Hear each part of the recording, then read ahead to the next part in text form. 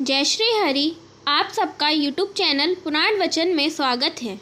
आज हम इस वीडियो में आपको बताएंगे कि वर्ष 2026 में माघ मास कृष्ण पक्ष की षटतिला एकादशी का व्रत कब धारण करेंगे तथा एकादशी शुभ मुहूर्त पूजा के बारे में और पारण कब किया जाएगा, किस समय और किस चीज़ से किया जाएगा, षटतिला एकादशी में भगवान को क्या भोग लगाएं और क्या दान करना चाहिए।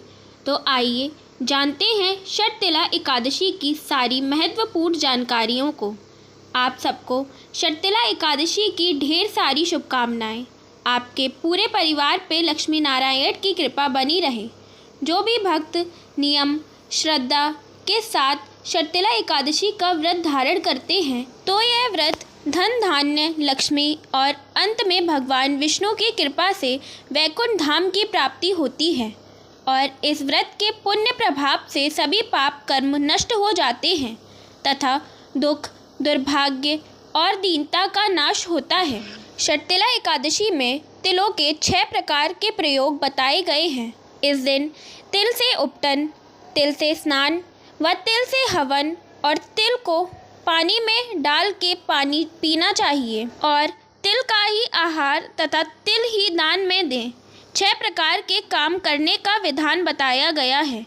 इस दिन भगवान विष्णु, माता लक्ष्मी और भगवान श्री कृष्ण का धूप दीप पुष्प आदि से पूजन करना चाहिए और द्वादशी के दिन दान भी करना चाहिए। इससे अनंत फल की प्राप्ति होती है।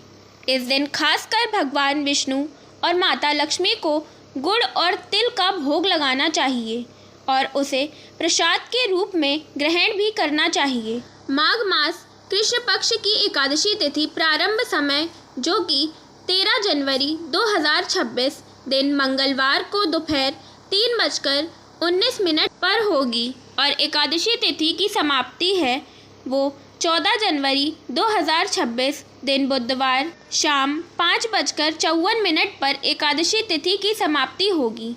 तो सूर्योदय के अनुसार सभी भक्त लोग इस बार 14 जनवरी 2026 दिन बुधवार को षटतिला एकादशी का व्रत धारण करेंगे। व्रत का पारण द्वादशी तिथि में और हरिवासर समाप्त होने के बाद करना चाहिए। द्वादशी तिथि का प्रारंभ समय 14 जनवरी 2026 दिन बुधवार को शाम 5:55 पर तथा द्वादशी तिथि की समाप्ति 15 जनवरी 2026 दिन गुरुवार रात 8:17 पर द्वादशी तिथि की समाप्ति होगी। हरिवासर समाप्त होने का समय है 14 जनवरी की रात्रि 1 बजे से पहले ही हरिवासर की समाप्ति होगी।